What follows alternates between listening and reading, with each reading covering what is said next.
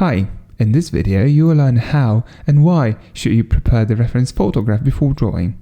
I will cover choosing the best angle, leveling the horizon, the color correction, finding a perspective, and more. But before we start, I would like to invite you to our drawing Discord server, the place where you can share, discuss, and learn. Link in the video description. So without any further ado, let's get into it.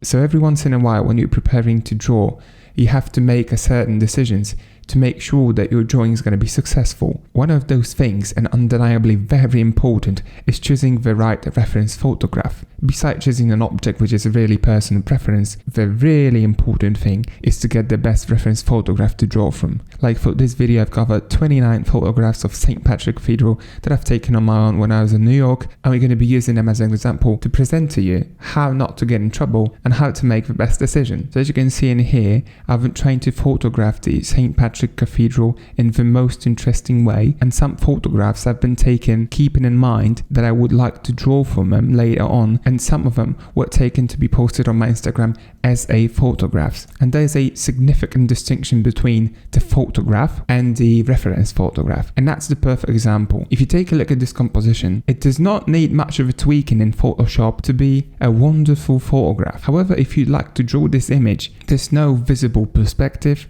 no vanishing points to relate to. This image would be very flat and eventually would not be visually appealing and absolutely would not be dynamic. As a photograph, it looks great. As a drawing, it would not look that great. Here, however, if you zoom out slightly, the situation looks a lot better. Unfortunately, it still isn't something we can call a good reference photograph. So this picture, in terms of being reference photograph, is quite boring. This one is boring as well. This one does not present the subject in the best way because that building in the background, unfortunately, makes a huge mess in the composition. You could of course erase it in your drawing process, but it's really advisable to choose or take the best reference photograph beforehand. This photo is way better. I can feel like it's way more interesting. There's a nice third vanishing point and we can clearly feel the two vanishing points and the lines converge in two directions. That could be a good reference photograph. It depends on your drawing style. If you'd like to favor the vegetation in the foreground, it's a great picture for you. This one is good as a standalone photograph. It's a really nice dynamic composition, nice approach. Maybe that would be a good choice for the reference photograph. This one is a really good reference photograph, though we have to level the horizon slightly. We're just going to come back to it later. In my opinion, this one is the best out of all. We've got a nice foreground, we've got nice background, and we've got a subject in the center with a really nice decisive composition. We can just straight away see where the lines converge to. The horizon line is somewhere over here. I'm just going to show it to you later on how to find it. And I think in general, this composition is perfect, and we're going to go for this example. And the last thing to mention in here, when you're trying to look for the best reference photograph, just keep in mind that choosing the light conditions is really important. It's very underrated, but once you're going to make a conscious decision at this stage, you're going to win. This picture, it would be even better if we had these light conditions. As you can see, these shadows build this surface. They underline its depth and these beautiful windows and these ledges. Everything is so beautiful in here. It's painted with the light, it's painted with the shadows and the saturation. However, in here everything is in a shadow. All the facade is in a shadow. The light plays a lot in here and it's going to look amazing in a drawing. And I like this portion of the photograph where you've got a nice cast shadow on the roof. All the cast shadows underline the structure of a building, underline its character, and they are really, really important. Like this little detail in here, it just tells you all the nature of this roof in here. It's really important to notice the small details, because the small details like these just make the picture look amazing and make the picture look real. So once we've chosen our reference photograph, we can go to Photoshop. You can use any other imaging software. The steps I'm going to be showing to you are going to be really simple, but it's just going to make your life easier. First thing I like to do is to level the horizon. And how do I do it? We're going to use this crop tool, and while rotating, it's going to show us the grid. And this grid is really handy. That's going to make our life a lot easier because we can align the vertical lines, which in this case is the line that goes through the center of that frame, because that's how the third vanishing point works, that the very center line in a frame is going to be the line that's meant to be vertical. So we align this line with the grid lines, and we can check for the horizon line in here. I've made a whole video about finding the horizon line and the vanishing points on the pictures. The link to this video I'm going to put in this video description. And meanwhile, I'm looking for the horizon line in here, and we can just find the vanishing point.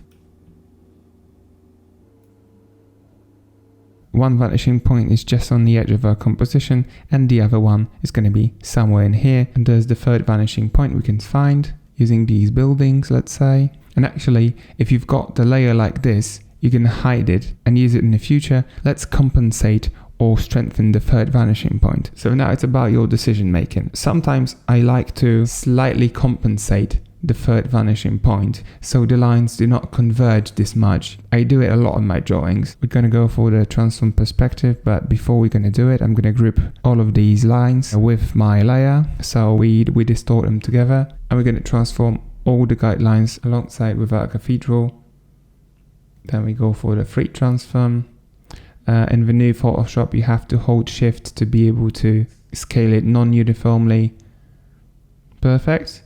And now you're going to decide upon the composition, and somewhere here is going to be the most important point in my composition, and I'm just going to leave it like that. This is going to be a central composition. Everything looks okay. Let's go ahead and make sure no artifacts on unwanted elements are present. I'm not actually removing the things from my drawing unless they are really unnecessary and really stand in the way and kind of block my approach to the particular building. I'm more likely to ignore them while drawing. I would most likely draw this cathedral just ignoring these cars and maybe this gentleman in here, because the wide angle lens just made his head slightly distorted. All of these people in here, they are really okay. They bring a lot of life into the drawing and everything's good. Then we're going to go for the color correction, because your drawing most likely is going to be monochromatic. Even if you're going to be going for some alcohol markers to shade, as I do, you're going to be drawing using the shades of grey or some other color. And to make our life easier, the first thing I like to do is to go for the image and make it black and white. And I like this tool in particular because it lets me control each channel. I can make the sky pretty bright, and I can control all of these reflections on the buildings in here, and I can go for the trees. I can just make them white, so I'll just leave them like so. And here we've got some more colors like yellow channel. Of course this cap was yellow, so you can make it brighter or darker. So we've gone through the first step. The next thing I'm going to be doing is going to be underlining the shadows. So I'm going to enhance the contrast using the curves. And this is something which I strongly advise you to do. When you draw from life, you should squint your eyes a bit and see which portions of the building you draw are the most saturated with shadows, are the darkest, and which portions are the brightest. And applying some levels and curves into your image help you a lot, because you can just make your life a lot easier and see which portions of your drawing you should be saturating with shadows the most. And this is something I love to do. I love to leave my reference photograph something like that. I maintain the details, but at the same time I can see the really important relations between the black and white in here. That's the most important step in my opinion, and you should not avoid it. You should not miss it. And once you squint your eyes in real life, you see something like this, and it helps you to decide which portions of your drawing should be the most saturated, which portions of your drawing are the darkest. This is going to make your drawing pop, and this is the most important thing to make the final result amazing. And that's it, we're almost there. You can export both versions of this picture. First is going to be without the guidelines. You can just use it, you can print it and use it as a reference photograph. And the other one is a nice helper for you once you're going to be trying to get the proportions right, to get the composition right. So taking a look at these guidelines, you've got nice instructions how not to get lost in the perspective.